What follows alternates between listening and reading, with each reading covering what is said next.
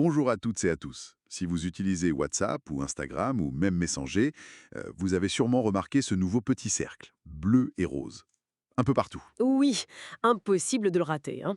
Il intrigue. Beaucoup de gens se demandent ce que c'est. Exactement. Alors c'est quoi? C'est Meta AI, l'intelligence artificielle du groupe Meta qui s'installe directement dans nos messageries. C'est ça. Ça existait déjà aux États-Unis depuis 2023, mais là, ça arrive en force en Europe. France, Suisse, depuis le printemps 2025, on le voit apparaître. Donc aujourd'hui, on va essayer de comprendre à quoi ça sert vraiment et pourquoi ça suscite une certaine méfiance, surtout côté confidentialité des données. Tout à fait. Et on va voir aussi comment on peut, disons, gérer sa présence, parce que, spoiler, on ne peut pas vraiment s'en débarrasser complètement.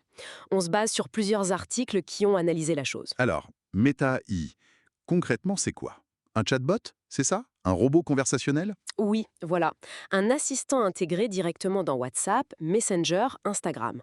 On le repère grâce à cette icône ronde, bleue et rose, souvent en bas à droite sur WhatsApp ou Messenger. Et sur Insta, c'est où? Sur Instagram, c'est plutôt dans la barre de recherche quand on va dans les messages directs. D'accord.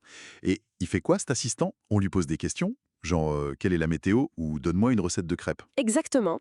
On peut lui demander des traductions, des infos, des recettes. Il utilise le modèle d'IA de Meta qui s'appelle Llama. Et pour chercher sur le web, il passe par Bing. Ah, Bing, d'accord. Oui.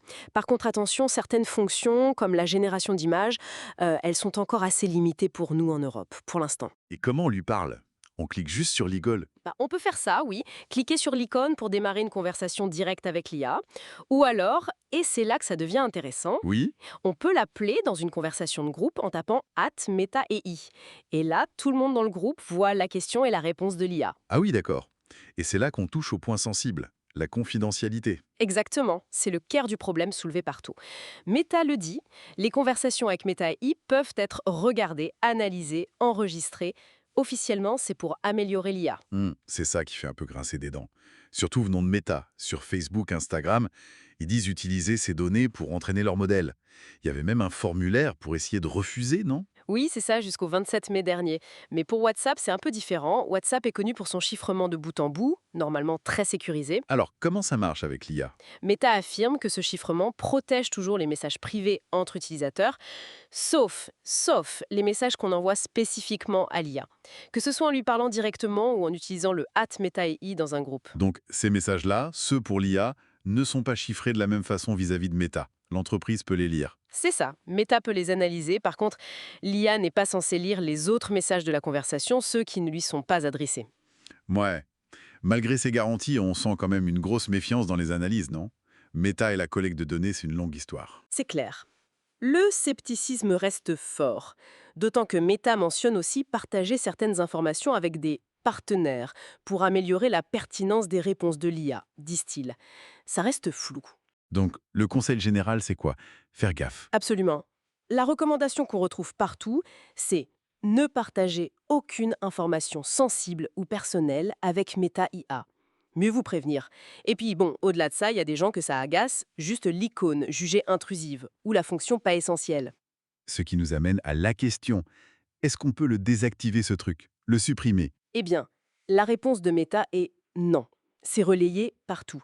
Il n'y a pas d'option pour désactiver ou supprimer complètement Meta IA. C'est intégré. Point. Ah, d'accord. Donc on est coincé avec. En quelque sorte. Mais on a quand même quelques moyens de limiter les dégâts, ou du moins sa présence visuelle. La stratégie numéro 1, la plus simple, l'ignorer. Ne pas cliquer dessus, ne pas l'appeler. Voilà. Ne jamais cliquer sur l'icône, ne jamais taper @metaia, faire comme si ça n'existait pas. C'est le plus simple. Ok. Mais si on a cliqué une fois, par curiosité, la conversation reste là. Oui, elle reste dans votre liste de discussion, mais on peut la faire disparaître de la vue principale. On peut l'archiver ou la supprimer. Comment on fait ça? Sur Android, c'est souvent un appui long sur la conversation, puis on choisit archiver ou supprimer. Sur iOS, on glisse la conversation vers la gauche et les options apparaissent. Ça le désactive pas, mais au moins on le voit plus tout le temps. Exactement. Ça nettoie l'interface principale, ça ne désactive pas l'IA elle-même, mais ça la rend moins visible. J'ai lu aussi qu'il y avait des commandes spéciales pour gérer la mémoire de l'IA. Oui, c'est intéressant ça.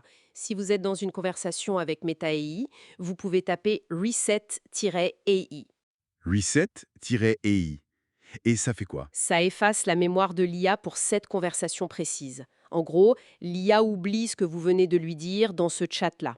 C'est comme si vous recommenciez à zéro. Pas mal. Utile si on veut changer de sujet sans qu'elle se base sur le précédent. Et il y en a une autre? Oui, il y a Reset All AI. Celle-là est plus globale. Elle réinitialise toutes les discussions que vous avez pu avoir avec les différentes IA de Meta. C'est un peu un grand nettoyage de la mémoire que l'IA a de vous. D'accord. Donc Reset AI pour une conversation, Reset All AI pour tout.